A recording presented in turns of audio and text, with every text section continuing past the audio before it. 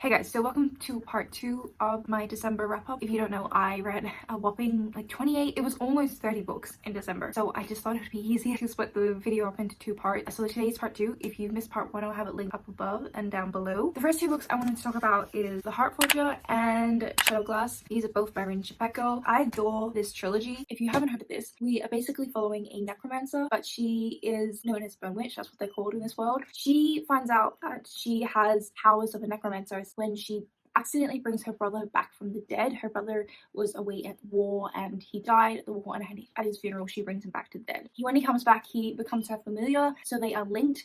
They don't read each other's minds, but they have a very strong sense of one another. They can sense when one another is in danger and such. Because of this discovery of her powers, she is whisked away from her small village and taken to the bigger city where she trains. Things kind of go from there. There's a lot of political intrigue. What I love about this book though is it's kind of told in a dual narrative. So we have one narrative when we're following this Bone Witch, her name's Tia.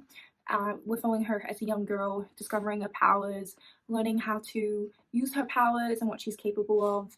And then we have this other narrative where it's older Tia, about 17, 18, and she's telling her story to this bard who is recording her story.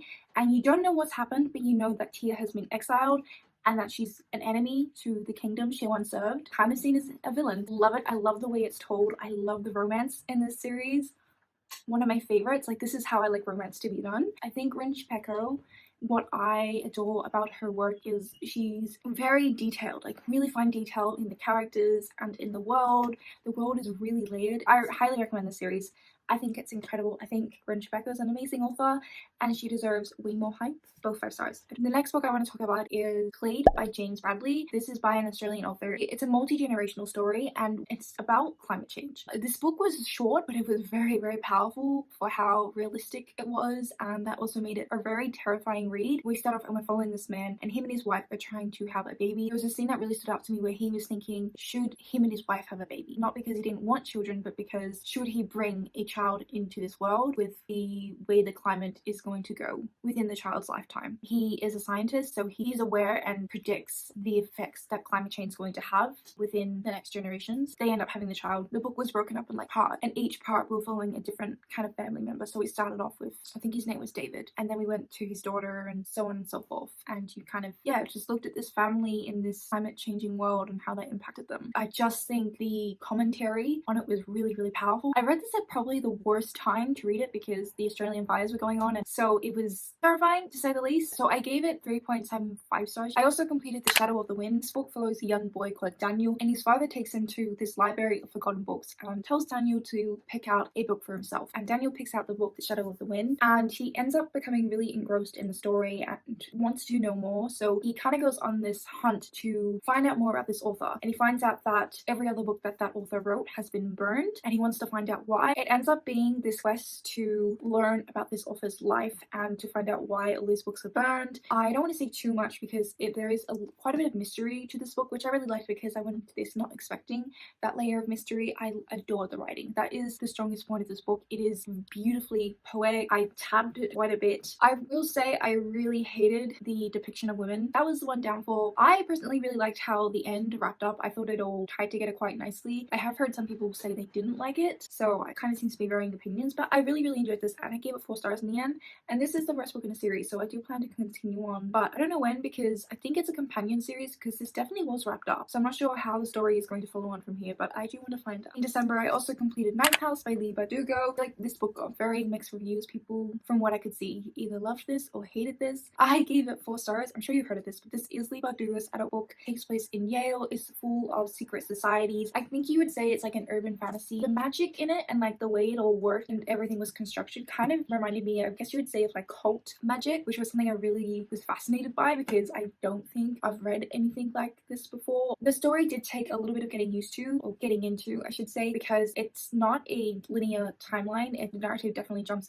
around. I think why I love this book so much is I love the dark atmosphere of it. It really just immediately hooked me into the story. I really loved how Leigh Bardugo dealt with the main character's reactions to things. She kind of has PTSD to things that that have happened to her. I think it was just a very realistic portrayal of how someone would react. I think why this book worked so well for me was because it was a really nice blend of fantasy and reality. It made for a really interesting story. I then completed Rise of Empire by Michael J. Sullivan. This is the second bind up in the Rhaenyra Revelation Chronicles. The first book we start off and we are following this duo of Adrian and Royce, and they are two mercenaries, kind of get caught up in a crime they didn't commit to do with the king. From there they kind of go on all this adventure and all this stuff happens. I can't really say a whole lot about the two books in this bind up. I will say what I really enjoyed about them is that with each book we're getting to know more about the lore of the world and the magic. There's also huge improvements in the writing with each book, particularly in his characterization. I found the first book that the females were really, they just weren't on the page really, and if they were, it was kind of damsels in distress. They're still kind of like that to here, but there is a significant improvement, particularly with the main female, I'd say, of the series, Princess Arista. I really like seeing the development of her character. As someone who was looking to get into adult fantasy, I think this series is a really great place to start because very easy series to read and to get into. I would also say that the magic and the world building isn't complex. I think what really makes this series is the characters, particularly Hadrian and Royce, and their relationship. They've got this, you know, kind of bromance going, and a lot of banter goes on between them, and it's just like what they get up to, and it's a great time. I gave this bind up 3.5 stars. I then read Serpent and Dove, which was a disappointment.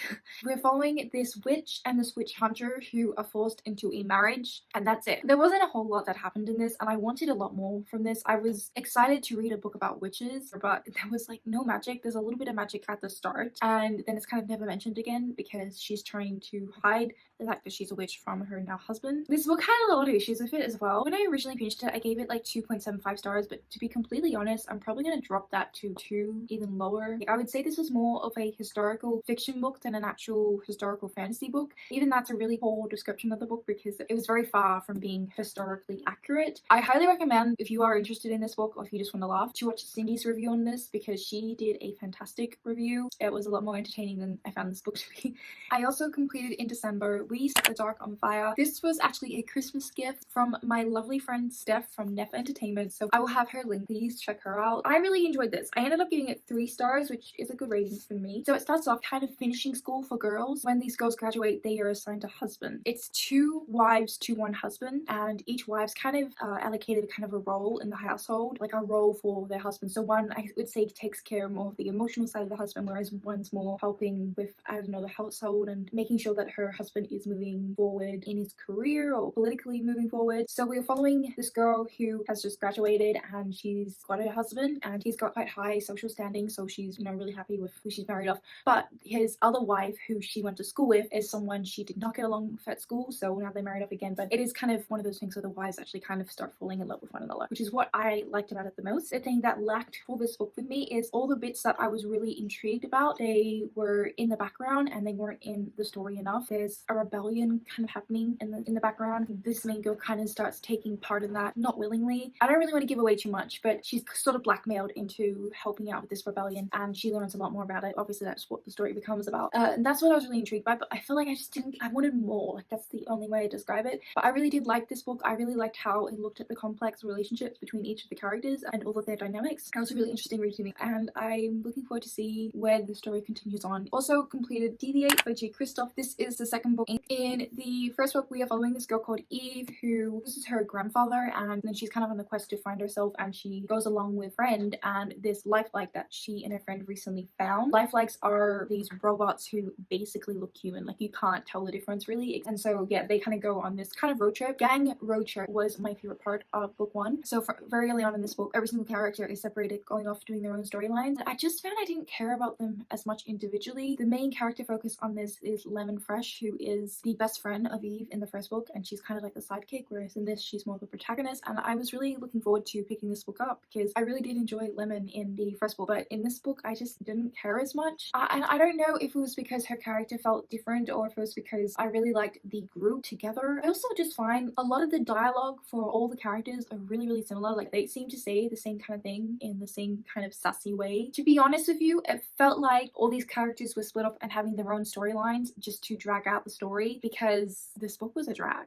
I also completed the audiobook for Radio Silence by Alice Osman. I was expecting to really love this. I know this is like a Booktube darling book and everyone loves it, but Controversial opinion, I didn't hate it or anything. I think I gave it like a 3.5 stars. Here's the reason why I just didn't love this is I couldn't relate to it. If I read this back when I was 18, 19, I think I would have loved this, but it was a really weird experience for me to read this at this point in my life right now. This story follows this girl who's in her final year of high school, and it's all about her navigating this year and trying to decide what she wants to do with the rest of her life once she finishes school. She is obsessed with this radio podcast known as Radio Silence, and she ends up meeting the creator of Radio Silence. They kind of team up because Fran's been doing fan art for this podcast for a really long time, and the creator of the podcast has seen that fan art and wants to work together with her. Frances finds out who the actual creator is. It's actually someone kind of close to her, and they start forming this relationship, and he doesn't know that she knows. Did that make sense? Did I do a terrible job of explaining that? Probably. I really did like their relationship and their dynamic. They never get romantically involved. I think what a lot of people love about this book, and I can totally see, is so much of it is so deeply rooted in identity and trying to discovering your identity. And but it's a coming of age story in the sense of it's about sexuality, it's about trying to decide what you want to do with the rest of your life. It's about a lot of things, which is great. I don't want to say any spoilers in case people want to go in pretty blind, but the creator of the Radio Silence podcast, I wish that this book followed his POV rather than Frances's. His storyline just interests me a lot more than Frances's, so I think I would have gotten more enjoyment out of the story if it was his perspective. I then also completed The Girl King by Mimi Yu. This is a YA Asian own voices fantasy, which what was made me so hyped. It unfortunately didn't live up to the hype for me. First of all, I went in with the wrong perception of this book. I did think that it was about these two sisters who were trying to take over the kingdom together, but they were actually rivals. So the older sister, Lu, she is supposed to inherit the throne, but her father decides that instead of her cousin, her male cousin, is going to inherit the throne. And it ends up being a power struggle between Lu and her sister. And I really did like the setting though, and the magic that was kind of being hinted at, because this is set in the world where magic has been lost, but it's starting to come back, and that's what we're starting to see. And I really love that trope. It was a skeleton of a book I would have loved, but it just wasn't executed enough. Okay, so gonna keep this vague, but there's a character in here who thought that someone that character cared for died a long time ago, and that character finds out that that person did not die. When that discovery is made, there was a lack of emotion in that scene. It was supposed to be a really emotional scene, so there was this distant connection for me for the characters because there wasn't emotion written into the story, and there wasn't a reaction that was required to give me that emotion. It just needed to be more depth.